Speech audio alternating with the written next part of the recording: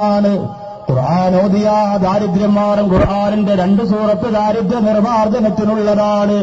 അതിലൊന്നാമതൊരു ചെറിയ സൂറത്താണ്. കച്ചവടക്കാരെ ഓതിക്കൊള്ളുക, ബിസിനസ്സുകാരെ ഓതിക്കൊള്ളുക. കടയിൽ വെറുതെ ഇരിക്കുമ്പോ നിങ്ങൾക്ക് ഓരാൻ പറ്റുന്ന ഒരു സൂറത്ത് പറഞ്ഞു തരട്ടെ. വല്ലുഹാ വല്ലൈലി ഇദാ സജാ മാ വദ്ദഅക റബ്ബുക വമാ ഖലാ. ഈ സൂറത്തോടുന്ന സ്ഥലത്ത് അല്ലാഹു ലാഭങ്ങൾ മാത്രമേ കൊടുക്കുകയുള്ളൂ. അവിടെ അല്ലാഹു നഷ്ടം കൊടുക്കില്ല. കാരണം എന്തെന്നറിയോ? മുത്തുനബി തങ്ങളുടെ മനസ്സ് വേദനിപ്പിച്ചപ്പോ സന്തോഷിപ്പിക്കാൻ ജിബ്രീൽ കൊണ്ടുവന്ന സൂറത്താണ്.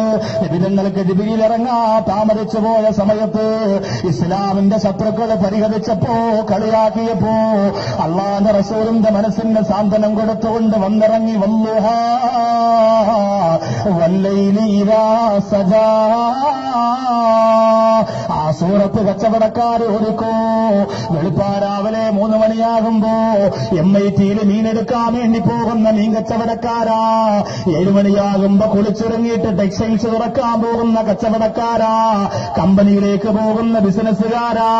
ഏത് ബിസിനസ്സാകട്ടെ കച്ചവടമാകട്ടെ ഐശ്വര്യമുണ്ടാകും മോനെ. ഖുർആൻ തരുന്ന രക്ഷയാണ്. മാത്രമല്ല ഒരിക്കലും മറ്റൊരാളുടെ വീട്ടിലേക്ക് പോയിട്ട് ഭക്ഷണത്തിന് വേണ്ടി കൈനീട്ടുന്ന ഒരവസ്ഥ വരാതിരിക്കുന്ന ഒരു സൂറത്തുണ്ട് ഖുർആനില്. ഏതെന്ന് എന്റെ സഹോദരിമാർക്കറിയാമല്ലോ. ഇബ്നു മസ്ഊദ് റളിയല്ലാഹു അൻഹു സുഖമില്ലാതെ കിടന്നപ്പോ അരികിലേക്ക് വന്നതല്ലേ ഉസ്മാൻ റളിയല്ലാഹു അൻഹു. എന്നിട്ട് ചോദിച്ചു, ഇബ്നു മസ്ഊദേ, നിനക്ക് കുറച്ച് പൈസ പിരിച്ചു തരട്ടെയോ? നിന്റെ കിടപ്പ് കണ്ടിട്ട് സഹിക്കുന്നില്ല. നിന്റെ മക്കൾ നീ മരിച്ചാൽ യതീമാകുമല്ലോ. അതുകൊണ്ട് അവർക്ക് ഉപകരിക്കാൻ കുറച്ച് പൈസ പിരിച്ചു തരട്ടെ സഹാബത്തിൽ നിന്നെന്ന് ചോദിക്കുമ്പോ ഇബ്നു മസ്ഊദ് റളിയല്ലാഹു തആല പറയുകയാ, വേണ്ട വേണ്ട, എന്റെ മക്കൾക്ക് അല്ലാഹു പട്ടിണി മരണം കൊടുക്കൂല. എന്റെ മക്കൾക്ക് അല്ലാഹു കഷ്ടപ്പാട് കൊടുക്കൂല. എന്തേ കാരണമെന്ന് ചോദിച്ചപ്പോ ഇബ്നു മസ്ഊദ് റളിയല്ലാഹു അൻഹു പറയുകയാ, എല്ലാ ദിവസവും എന്റെ മക്കൾ സൂറത്തുൽ വാഖിഅ ഓതുന്നതാണ്. ഓരാറെ കിടക്കല്ല ഉമ്മ, ഓരാറെ ഉറങ്ങല്ല പെണ്ണേ. കടല് കടന്നുപോയി നിന്റെ ഭർത്താവ് പ്രവാസ ലോകത്ത് ജീവിതം നയിക്കുമ്പോ ഒരുപാട് കഷ്ടപ്പെടുന്നവനാണ്. അവന് നല്ല ശമ്പളം വേണമെങ്കിൽ ഇവിടെ ഈ സൂറത്തുൽ വാഖിഅ ഓതണം തന്നെ. കുങ്കുമപ്പൂ കണ്ടുകൊണ്ടിരുന്നാ പറ്റൂല്ല. അതേ ഗർഭിണികളായ സഹോദരിമാരാരാ എന്റെ പ്രിയപ്പെട്ടവരെ, ഗർഭിണികളായ സീരിയൽ നടികളുടെ വയറ് നോക്കിയിട്ട് കുത്തുതിയപ്പ് നേർച്ചയാക്കിയാ പറ്റൂല്ല. റിയാലിറ്റി ഷോയുടെ ക്ലൈമാക്സിന് വേണ്ടി കാത്തിരുന്നാ പറ്റൂല്ല. സർക്കസ് കൂടാരത്തിൽ ഇറങ്ങിയാ പറ്റൂല്ല. പൂരപ്പറമ്പിൽ ആട്ടം കാണാ പോയാൽ പറ്റൂല്ല.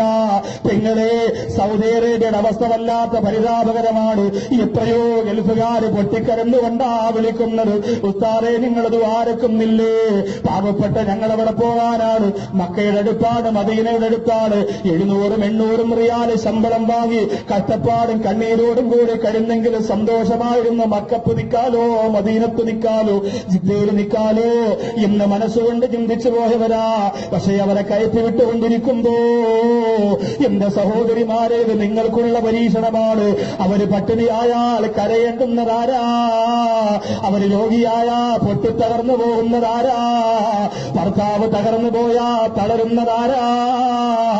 അതുകൊണ്ട് പെണ്ണെ, റിമോട്ട് വലിച്ചെറിയുക, ചാനൽ വലിച്ചെറിയുക. അലമാരയിടകത്ത് എവിടെയോ ചിതറിക്കിടക്കുന്ന ഖുർആൻ എന്ന് പോയി തടുക്കിയെടുക്കുക. എന്നിട്ടാ പരിശുദ്ധ ഖുർആൻ കടലാസുകൾ, ഈ അട്ടുപോയ കടലാസുകളെ ചേർത്ത് വെക്കുക. എന്നിട്ട് ഒന്നോടുകൂടി ഖുർആൻ ഓതി തുടങ്ങുക. ഇതാ ഓതി പെണ്ണേ, നിന്റെ ഭർത്താവിനറിയാതെ ശമ്പളം കൂടുകയാണ്. നിന്റെ ഭർത്താവിന്റെ കച്ചവടത്തിൽ ബറക്കത്ത് കിട്ടുകയാണ്. നിന്റെ മക്കൾക്ക് ആരോഗ്യം കിട്ടുകയാണ്. ഇന്ന് നമ്മുടെ സഹോദരിമാർക്ക് നേരമുണ്ടോ? നേരമില്ല. നേരമുണ്ടാക്കണം പെണ്ണേ. നിന്റെ മക്കൾ നിന്നെ കണ്ടാ വളരുന്നത്, നിന്റെ ചെറുകുട്ടികൾ നിന്നെ കണ്ടാ വളരുന്നത്. ദീനീ ചൈതന്യമുള്ള ഖുർആനിന്റെ തണലുള്ള ഒരു കുടുംബമായി നിന്റെ കുടുംബം മാറണമെങ്കിൽ അല്ലാഹുവിന്റെ ഖുർആനിലേക്ക് മടങ്ങി വന്നേ പറ്റൂ. അതുകൊണ്ട് സൂറത്തുൽ വാഖിഅ മറക്കണ്ട, സൂറത്തുൽ ദുഹാ മറക്കണ്ട. അതുപോലെ ഒട്ടനവധി അനുഗ്രഹങ്ങളെ അല്ലാഹു തരുന്ന അത്ഭുതകരമായ സൂറത്തുകൾ